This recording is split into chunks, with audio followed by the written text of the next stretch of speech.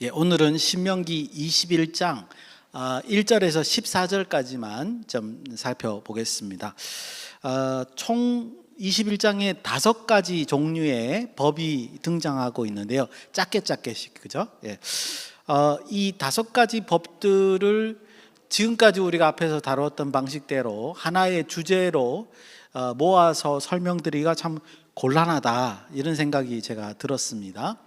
근데 이제 더 큰 문제는 뭐냐 하면, 오늘 이제 2가지 법이 특별히 그렇습니다만, 현대 사회의 관점에서 보면 굳이 이러한 법들까지 다룰 필요가 있을까? 그렇게 생각하는 것들이 이제 여기 등장하고 있죠. 그런 의문을 가지게 하는 법들이 이제 나와 있다는 겁니다. 그래서 이 법들을 어떻게 좀 그래도 이해를 해보려면 어떻게 좀 접근하는 게 좋을까 생각하다가 보니까 지금 오늘 21장부터 27장은 뭐가 다른 게 있어요. 26장까지의 모든 법들이 다 이런 식으로 돼 있더라고요. 그래가지고 이 21장에서 26장까지가 하나님께서 율법을 주셨을 때 율법이 가지고 있는 사법적인 정신, 사법적인 정의, 사법적인 상식이 무엇인가를 우리에게 전달하는 게 아니냐, 이런 거죠. 무슨 말씀이냐면, 우리가 이제 우리 법도 헌법이 있고 율법들, 이제 법들이 있잖아요. 근데 이제 헌법이 우선하죠.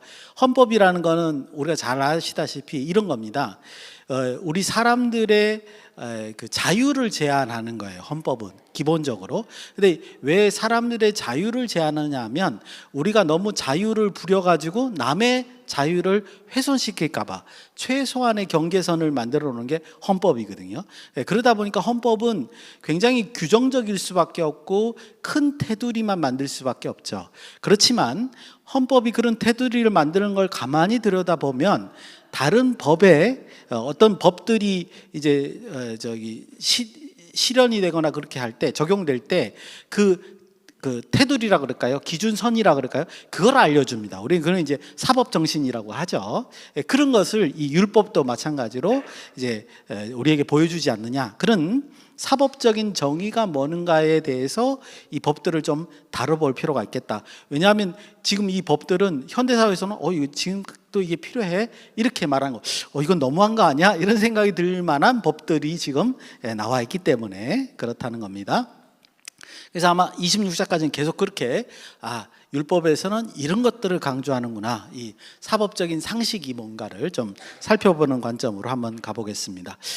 내용상 첫 번째 내용이 제가 설명하기가 굉장히 어려울 것 같더라고요. 그래서 1절에서 9절 그 첫 번째 사건이고, 그 다음에 10절에서 14절 두 번째 사건인데, 이제 첫 번째 사건은 뭐냐면요, 미해결 살인 사건이에요.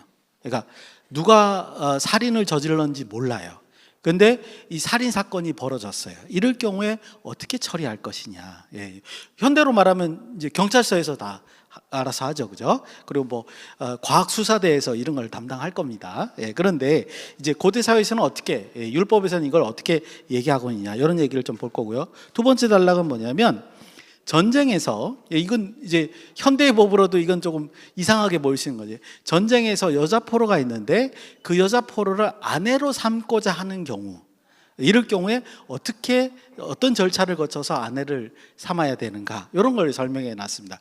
이게 참 율법이라는 게 참 어려운 게 뭐냐면요, 보통은 이제 앞에서 물론 전쟁 규칙 얘기도 좀 했습니다만, 전쟁은 이러한 방식을 통해서 이렇게 하고 이렇게 한 다음에 이런 결과를 어떻게 얻고, 이렇게 쭉 설명하다가 이런 얘기들, 전쟁 포로, 여자 포로 같은 경우에 아내를 삼는 경우는 어떻게 하고 남자 포로는 어떻게 하고, 다 설명하다가 여자 포로를 아내로 삼는 경우를 설명하면 이해가 되는데, 그게 아니라 밑도 끝도 없이 갑자기 여성 포로가 이제 그 아내로 삼고 싶어서 그녀를 아내로 삼을 때는 어떻게 해야 되냐, 이렇게 나오니까 참 율법이 어려운 점이 있습니다.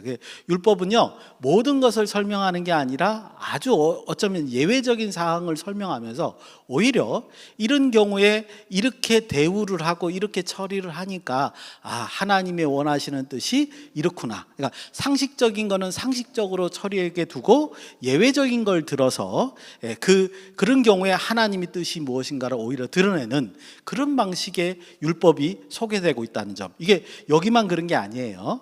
여기 구약에 나와 있는 율법들이 그런 특징이 있습니다. 저번에도 한번 말씀드렸듯이 결혼에 관한 것, 이혼에 관한 것, 이런 내용들이 나오는데 그것도 결혼은 이런 방식으로 하고 이혼은 이런 방식으로 하고 이렇게 돼 있는 게 아니라 밑도 끝도 없이 아주 특별한 사례를 들어서 설명하는 방식을 취하고 있습니다. 그래서 오히려 그거를 이제 그 사례를 잘 보면서 하나님이 이런 걸 원하시는구나, 이런 것들을 우리가 좀 재정의를 해볼 필요가 있다는 거죠. 오늘도 이제 그렇습니다. 첫 번째 단락부터 이제 한번 살펴보겠습니다. 1절은 제가 읽겠습니다. 여러분들 한번 잘 눈으로 보시기 바랍니다. 내 하나님 여호와께서 내게 주어 차지하게 하신 땅에 피살된 시체가 들에 엎드려진 것을 발견하고 그 쳐 죽인 자가 누구인지를 알지를 못하거든. 이제 시작은 이렇게 시작되는 거죠. 즉 여기는 이 사건의 정황을 알 수 있는 두 가지 단서가 있습니다. 첫 번째는 뭐냐면 피살된 시체가 들에서 발견된 거예요. 근데 아마 이 상황을 보면 거주지, 사람들이 자주 왕래하고 사람들이 잘 거주하는 지역에서 이 살인 사건이 벌어진 것 같지는 않아요. 그죠? 이제 성읍과 성읍 사이에 이제 지나가는 길에 뭐 숨겨진 채라든지 그런 곳에서 지금 살인 사건이 벌어졌고 그 시체를 이제 우연히 발견하게 된 경우죠. 자, 이랬고 또 한 가지 단서는 뭐냐면 누가 살인을 저지르는지 모른다는 거예요. 특정할 수가 없는 그런 상황이다. 이 두 가지 단서가 이제 여기에 나와 있습니다. 그래서 현대적 관점에서 말씀을 드리면 미결 살인 사건이라는 거죠. 해결이 지금 될 수 없는, 누가 범인인 걸 알 수 없는 그런 살인 사건이 이제 벌어진 것이다. 이걸 어떻게 처리하느냐? 고대 사회에서 이런 걸 다룬다는 것도 참 놀라운 거죠. 그렇죠? 현대 사회에서는 당연히 이제 인권이 중요하니까 그렇게 했지만 고대 사회일수록 이런 법까지 규정이 잘 안 돼 있거든요. 그런데 성경에서는 그걸 다루고 있다는 걸 우리는 또 잘 기억을 하셔야 됩니다.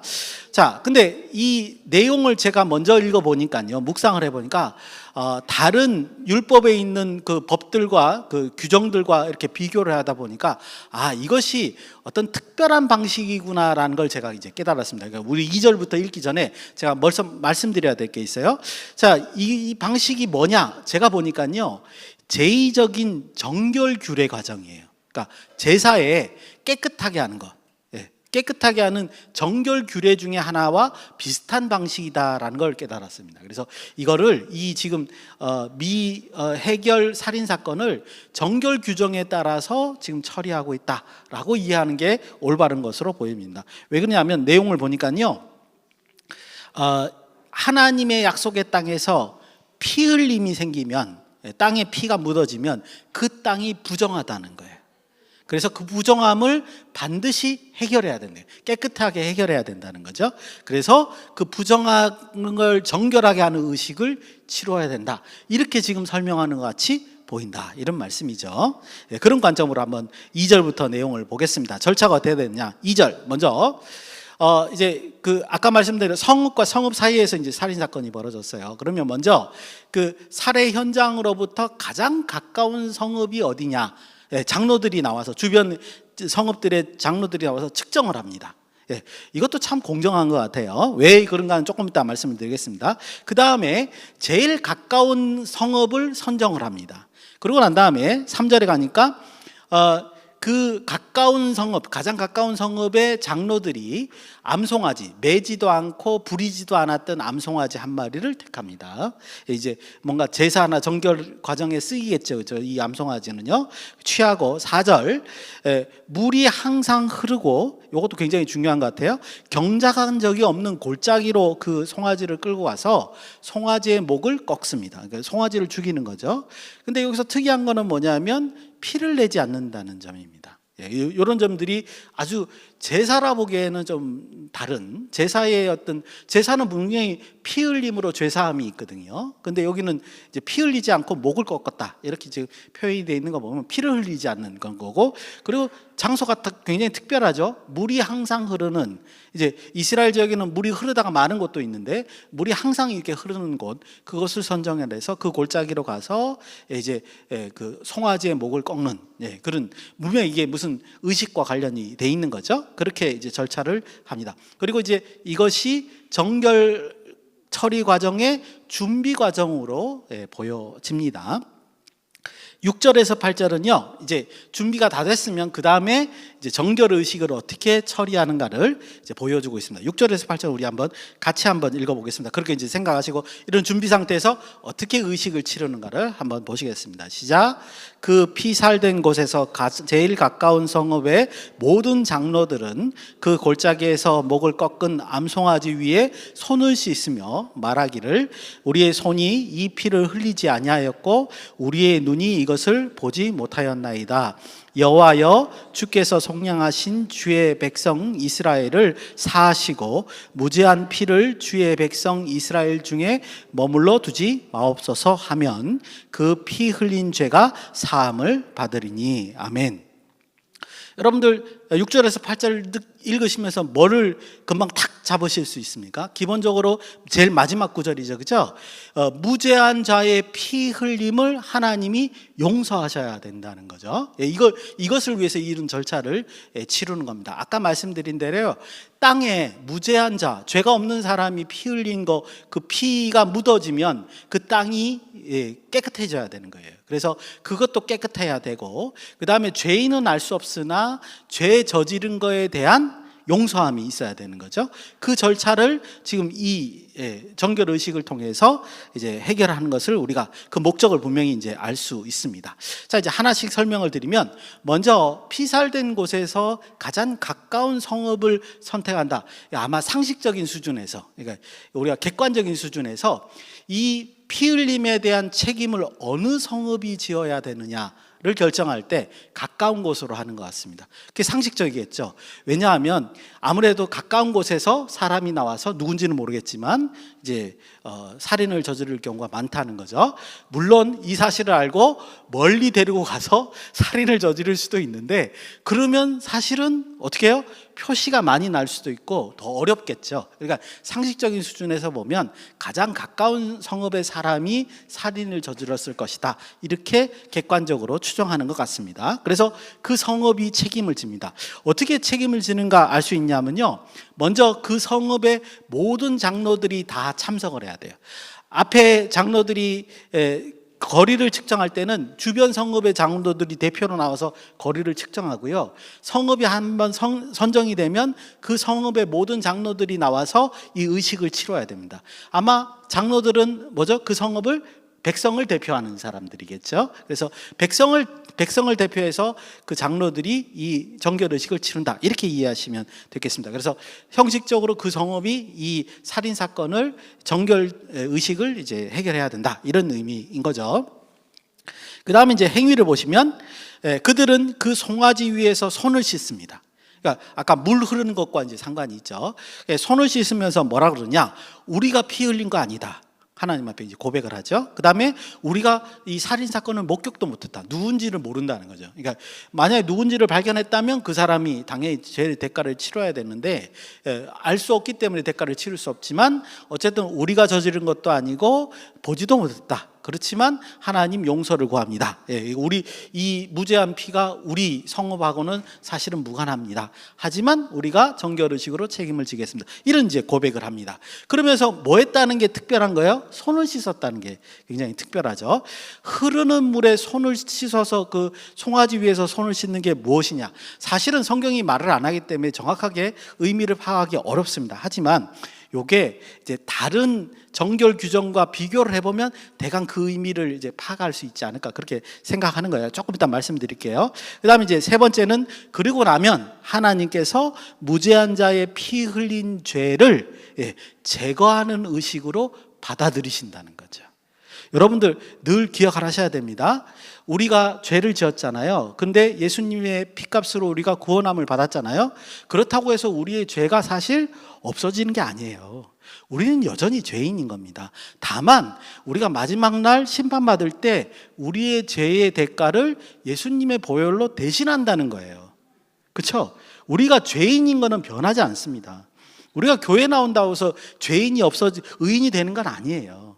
예, 그 죄사함을 미리 받았고 그 다음에 하나님의 의의 길을 우리가 걸어가는 거죠. 예, 예수님과 함께 동행하는 길을 걸어갈 뿐인 거예요. 그죠? 죄인이라는 건 변함이 없습니다. 여기도 마찬가지인 거죠. 분명히 이 성읍은 이 무죄한 자의 피 흘림을 그 죄의 책을 감당을 하는 겁니다. 다만 하나님께서 이 의식을 버렸을 때 너의 죄값이 사함을 받는다라고 선언을 하시는 거죠. 그렇게 여겨줄게 이렇게 이제 하시는 겁니다. 너희를 깨끗한 것으로 여겨줄게 이렇게 하신다는 게 이게 제사입니다. 그리고 우리가 예수님의 보혈을 그렇게 인식해야 되는 게 올바르다 이렇게 말씀드릴 수 있습니다. 사회적 책임을 진다는 거죠. 자, 그렇다면 이 정결의식이 어떤 의미를 함의하고 있느냐? 이 의식은요, 다른 레위기의 제사 과정을 비교해 봤을 때요, 그 깨끗하게 하는 정결의식, 제사는 아니에요. 제사는 아닌 것 같습니다. 왜냐하면 피 흘림이 없거든요. 피값이 있어야지 죄를 사하는 건데, 여기는 그리고 이제 기본적으로 죄 사함을 받으려면 이제 그 죄인이 누군가가 공개가 돼야 되는데 이거 알 수가 없잖아요. 그래서 이거는 정결의식과 유사한 것이 아니냐 이렇게 보여집니다. 그래서 이런 예가 어디 있냐면요, 레위기 14장 33절에서 53절에 보시면 집에 이제 나병 색점이 발생했을 때 정결의식이 거기에 나옵니다. 집에 색점이 발견됐다. 이제 나병이라고 하는 것은 성경에서는 이제 피부 표면에 벌어지는 트러블들을 말하는 건데요, 피부병 같은 거를 말하는 건데, 집 벽에 그런 나병 색점이 있다는 거는 요즘에 말하는 뭐죠? 곰팡이가 생긴 거죠. 옛날에는 흙으로 이제 집을 지었으니까 곰팡이가 생겼는데 이 곰팡이가 퍼질 거 아니에요. 가만 놔두면 안 됩니다. 그리고 건강에도 안 좋고 그러기 때문에 그런 처리 절차가 있습니다. 그래서 예를 들어서 부분적으로 있으면 그 흙을 파내고 새 흙으로 메꾼다든지, 그리고 이제 포자가 이미 퍼져 있으면 또 조금 지나면 또 다 퍼질 거 아니에요. 그죠? 그러면 또 집을 헌다든지, 그리고 난 다음에 그 기자재를 다 버리고 새로 집을 짓는다든지 뭐 이렇게 처리 절차들이 나와 있습니다. 자, 근데 중요한 거는, 그래서 이제 예를 들어서 부분적으로 그 색점을 곰팡이를 없앴어요. 근데 시간이 지나니까 곰팡이가 안 생겨요. 그러면 이제 깨끗해졌잖아요. 그리고 끝나는 게 아니라 뭐를 해야 되냐면 정결의식을 해야 됩니다. 부정이 있었기 때문에 그 부정을 제거하는 의식이 있습니다.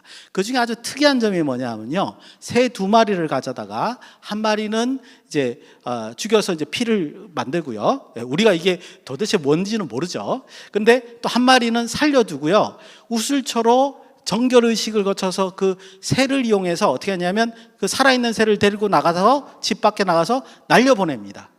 근데 이 날려보내는 게 도대체 뭐냐?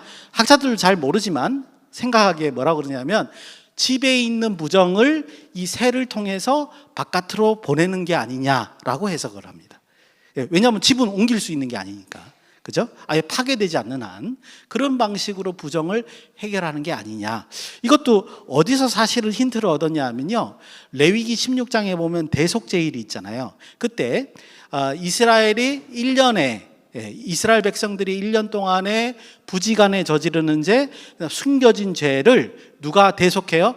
대제사장이 받아다가 염소에게 안수를 하고 죄를 전가한 다음에 그 염소를 바깥으로, 이스라엘 진영 바깥으로 내보내, 아사셀 염소라고 하죠. 그래서 이스라엘의 죄를 진영 밖으로 내보내는 의식이 있습니다. 그런 의식을 따라서 이 레위기 14장의 그 나병 색점이 생긴 것을 그런 의미가 아닐까 이렇게 해석을 하는 거죠. 그래서 이 두 사례를 보면, 이거 말고도 조금 더 있지만 이 두 사례를 보면, 부정이 생겼을 때, 그리고 그걸 옮기지 못할 때 이스라엘 진영은 거룩해져야 되니까 부정이 있는 것을 바깥으로 빼내는 형식으로 이렇게 하는 것이 아니냐 이렇게 보여집니다. 자, 그러면 오늘 본문으로 적용해 보면, 아까 전에 물이 항상 흐르는 골짜기에서 이 의식을 진행한다 그랬잖아요. 이것도 참 특이한 거죠, 그죠? 그런데 물이 항상 흐른다는 것은 손을 씻음으로써, 이제 그 성읍의 장로들이 손을 씻음으로써 그 부정이 물에 씻겨서 흘러내려가게끔 하는 것이 아니냐. 그래서 그 땅의 부정을 그런 방식으로 흘러가게 하는 것이 아니냐. 그리고 이 무죄한 자의 살인죄를 이런 방식으로 책임지는 것이 아니냐. 그 사회가, 그죠? 그 성읍 자체가 책임지는 것이 아니냐. 이렇게 보여진다는 겁니다. 그래서 참 해석하기 어렵고 성경에 구체적으로 설명되어 있지 않지만 굳이 이렇게 설명하자면 이런 거고요. 그렇지만 이 본문이 가지고 있는 중요한 의미 두 가지는 확실해 보입니다. 어떤 게 확실하냐? 그 지역의 땅에 무죄한 자의 피 흘림이 있으면 그 피값을 누군가가 책임져야 된다는 거죠. 누가 책임져요? 그 성읍. 가까운 성읍에서 책임이 져야 된다는 것이고, 또 한 가지는 뭐예요? 그 땅의 부정함을 물을 흘러가는 방식으로 부정을 없애야 된다. 이 두 가지는 확실해 보인다는 거죠. 그래서 하나님께서는 하나님의 거룩한 땅도 거룩하게 유지되기를 원하신다는 것을 잘 보여주고 있다. 이렇게 말씀드릴 수 있습니다. 여기 이제 첫 번째 사례입니다. 참 어렵죠, 그죠? 성경이 이제 분명하지 않기 때문에 다른 성경에 있는 말씀을 비교해서 해석하다 보니까 이렇게 어렵습니다. 두 번째는요, 이것도 굉장히 특이해요. 아까 말씀드린 대로 여성 전쟁 포로들 가운데 어떤 사람이 있는데 그 사람을 아내로 삼고 싶은 거예요. 이런 경우에 지금 어떻게 해야 되느냐, 이게 설명이 되어 있다는 거죠. 아주 특이한 경우입니다. 현대적 관점에서 보면 이런 게 이제 부적절하죠. 왜냐하면 우리는 현재, 그죠? 어느 나라의 전쟁이든지 간에 여성과 아이들을, 그리고 전쟁에 참여한 자 외에 뭐 병원을 공격한다든지, 그죠? 이런 거는 있을 수 없거든요. 그러니까 거주 지역을 공격한다든지 이런 거는 이제 법적으로, 국제적으로 이렇게 금지되어 있습니다. 그리고 만약에 그렇게 할 경우에는 전쟁 후에 책임을 지도록 하고 있죠. 이게 기본적인 일. 이제 그런데 여기서는 뭐냐 하면 고대 전쟁의 개념에서 이 사건을 바라봐야 돼요. 고대 전쟁에서는 여성과 아이는 거의 착취의 대상이었죠. 그렇죠. 그러니까 전쟁에 진다는 것은 거의 뭐 죽음이나 노예가 되는 그런 경우밖에, 겨우 노예가 되면서 생명부지하는 수밖에 없는 그런 이제 어떤 착취의 대상이 되는 거였는데, 그때 한 여성을 아내로 삼고자 하는 경우에 법을 규정해 놨다는 겁니다. 여러분들 이제 지금 오늘 본문을 보시면 10절에 뭐라고 되어 있냐면 네가 나가서 적군과 싸울 때 이렇게 되어 있습니다. 근데 요 문구가요, 지난주에 했던 20장 1절의 문구와 똑같습니다. 히브리어가 똑같아요.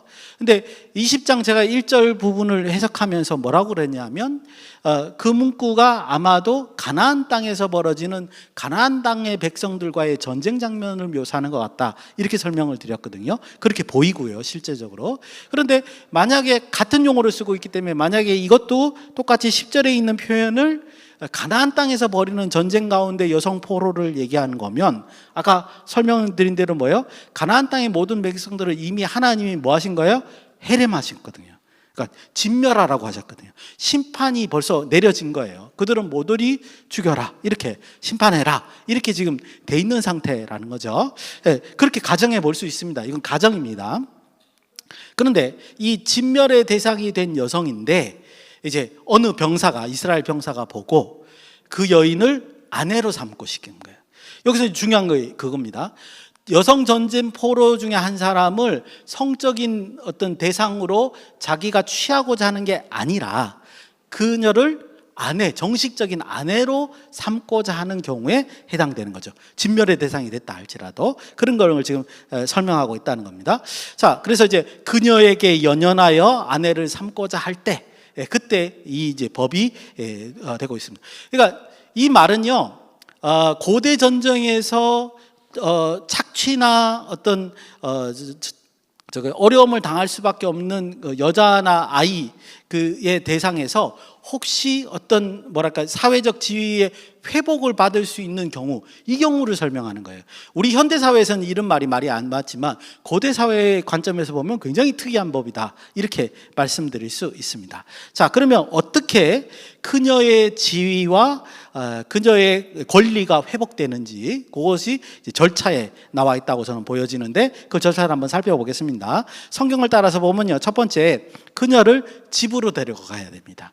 집으로 데려간다는 것은 수용소나 진멸하지 않는다는 거죠. 수용소에서부터 자기 집으로 일단 데려가서 그 다음에 머리를 밀고 손톱을 깎게 합니다. 머리를 밀고 손톱을 깎는 게 무슨 뜻일까? 해석이 어떻게 할 수가 없어요. 근데 단 그 다음 장면이나 그 다음에 이제 성경에서 머리를 깎는 행위는 뭐에 해당되냐 하면 애도를 나타낸 겁니다. 그래서 아마도 위생적인 처리든지, 위생적으로 이제 그 머리나 손톱을 깎아서 깨끗하게 하는 건지, 아니면 애도의 표현으로 한다든지, 그러니까 머리를 깎는 건 슬픔이 가지고 있다는 걸 뜻하기 때문에 그런 기간을 허락하면서 그렇게 하는 건지, 두 가지 중에 하나인 것 같고요. 두 번째, 그녀에게 한 달의 기회를 줍니다. 한 달 동안에 그 가정에 벌어져 있던 그 재앙 때문에 슬퍼할 수 있는 시간을 허락하는 거죠. 그래서 아마 그 머리 깎는 게 이것과 연결되지 않을까 생각하는 거예요. 그래서 한 달 동안 그녀를 보호하면서, 자기 집에서 보호하면서 그녀가 충분히 애도할 수 있는 시간을 허락을 합니다. 굉장히 인도적으로 처리하는 겁니다. 우리 현대 관점은 아니고 고대 관점에서 보면. 그리고 난 다음에 이제 이 세 번째는 뭐냐면, 이제 나중에 이혼을 요구하고자 할 때 그 자유인으로서, 그러니까 그녀를 종으로 파는 것이 아니라 자유인으로서 이혼할 수 있다, 이런 규정이 있는데, 요 막간에 어떤 내용이 있는 것 같아요. 이게 무슨 내용이냐면, 보십시오. 여성 전쟁포로 보고 이제 내가 그녀에게 반해서 나는 너를 아내로 삼고 싶다, 이렇게 한다고 하냐면, 기본적으로 이 남자의 그 뜻만으로 이루어지진 않을 거 아니냐는 거예요. 동의를 요구하는 거죠. 그래서 남녀 간에 서로 동의하에 이런 게 이루어졌다고 보여집니다. 그래서 서로 동의에 이루어졌고, 그래서 가정을 꾸리게 됐는데, 나중에 이혼할 때는 이 여성은 이미 이스라엘 백성의 자유인의 신분을 갖는 거예요. 그러니까 이 여성에게는 기본적인 권리도 있고, 그 다음에 기본적인 책임 같은 거, 이런 것도 다 있는 거죠. 그래서 이혼을 할 때는 이 여성은 더 이상 종이 아니라, 노예가 아니라 자유인으로서 이혼 정서를 발급을 해서 이혼할 수 있게끔 그렇게 하는 처리를 여기서 설명하는 것이 아니냐, 이렇게 보여집니다. 그러니까 요 막간에 이 여성의 지위가 전쟁포로에서 이스라엘 백성의 자유인으로 신분이 이제 변하게 된 것을 우리가 확인할 수 있다, 이렇게 말씀드릴 수 있습니다. 그래서 결과적으로는요, 이 전쟁포로에 관한 이 얘기는요, 어떤 사람의 정욕적인 어떤 그 성적인 착취, 이런 개념이 아니라 뭐예요? 정식 부인으로서 여성의 지위적인 것을 회복하는 그런 과정으로 이해가 된다는 거죠. 왜냐하면 이제 전쟁 포로일 때는 아주 낮은 지위였지만, 이제 정식 부인이 되면 이제 그 어떤 인격이 존중받는 그런 지위가 되니까요. 그래서 전쟁이라는 극한 상황 속에서도 여성의 지위를 함부로 하지 못하는 그런 법이 이것이 아닐까, 이렇게 묵상해 볼 수 있습니다. 이제 짧게 묵상하고 마치겠습니다. 앞에서도 누차 말씀드린 것 같이 현대적 관점으로 보면 이 두 가지 법이 조금 이상할 수 있죠. 그래서 이 법을 현대적 관점에서 보지 마시고 고대 사회의 시각에서 좀 바라봤으면 좋겠고요. 그렇게 본다면 이 법은 율법이 가지고 있는 이제 법적인 어떤 상식, 법적인 정의가 무엇인가를 좀 잘 드러내고 있다, 이렇게 말씀드릴 수 있습니다. 그 상식이 뭐냐 생각했을 때 생명 존중이라는 거죠. 생명을 존중해야 된다. 아무라도, 그러니까 어쩌면 그 죽임 당하는 사람이요, 이스라엘 사람이 아닐 수도 있어요. 그렇죠? 아까 처음에 달려. 그런데도 불구하고 그 가까운 성읍에서 이 사람의 생명값을 책임져야 됩니다. 사회적 책임 같은 거, 그러니까 생명 존중과 사회적 책임, 이것을 강조하는 거라는 거죠. 약속의 땅에서는 그런 일이 벌어지면 안 된다는 거예요. 그리고 그런 일에 대한 책임을 반드시 져야 되는 걸 잘 보여주고 있다, 이렇게 말씀드릴 수 있습니다. 그래서 또 한 측면에서 보면 이 행위가, 제가 아까 정결의식이라고 표현했는데, 어쩌면 그 고인에 대한 그 사회적 책임을 드러내면서 애도하는 그런 시간일 수도, 그런 의식일 수도 있다, 이렇게도 말씀드릴 수 있습니다. 그 다음에 아까 두 번째 사건 같은 경우에도요, 아주 전쟁이라고 하는 비참한 상황 속에서도 어떤 사랑으로 이어져서 이제 아내를 맞이하고자 할 때, 그때 그 여성의 지위가 반드시 회복돼야 된다는 것을 잘 표현해 주는 그런 법이다, 이렇게도 이제 우리가 생각해 볼 수 있습니다. 사회적 책임과 생명 존중, 인권 이런 것들이 강조되고 있는 것이 율법이다. 어쩌면 우리 사회에서는 이게 너무나 당연하지만 고대 사회에서는 자칫 이제 생략될 수 있는, 무시될 수 있는 건데 그것을 율법에서는 규정하고 있다. 이렇게 우리가 살펴볼 수 있습니다. 마지막으로 제가 말씀드리고 싶은 건요, 이것을 우리의 공동체에서 한번 말씀을 드리면요, 우리보다 연약한 혹은 취약한 사람들의 사회적 지위나 권리 이런 걸 반드시 책임져줘야 됩니다. 누가요? 우리 전체가. 우리 공동체에 있는 사람들 속에서는 이런 취약한 사람들이 해를 받지 않도록 보호할 의무가 있다. 이것이 하나님께서 고대 사회나 우리 현대 사회에게 요구하시는 것이다. 이렇게 묵상할 수 있습니다. 그래서 이런 율법의 정신이 우리 삶에서 실현될 수 있도록 노력하시는 저와 여러분이 되시기를 예수님의 이름으로 축원드립니다.